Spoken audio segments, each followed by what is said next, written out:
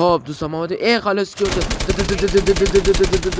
بابا بزن دیگه بمیر، تو رو خدا بمیر. والبن میزنم ولی نمیمیره طرف. نمیدونم آرمادگیست داره، بیجونه، چیتره. اومدیم رفتیم بیرون آش بدیم، دیدیم یکی دیگه اونجا واسه اومدیم پشت کم کردیم. گفتیم خب بریم همه سوسکه در اومد با دیفندر پورش کردیم. دیر فنکمون تموم شد. اومدیم با بیار زدیم. اومدیم اسمارتون بالا واسه. خب چم داری اسمارت من داری. اومدیم رفتیم هورمونمون فول کردیم. گفتیم وای بذار آرامش واسه دیدیم کس نمیاد. بعد اینجا واسه همه سوسکه در اومد. خالص سوسکه وقت زدیم خالص سوسکه کردیم. بعد اینجا قشنگ ناکی کردم کامل یارش نتونم بلندش کنم.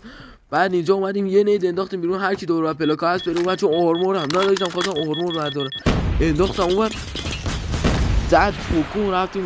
رفتیم خواستم اینجا بریم بالا بریم بیرون، دیدیم نمیشه ما گاوی. ما رفتیم اینجا پلاکا رو لوت کردیم، آرمور رو برداشتیم و بعد دیگه تمام.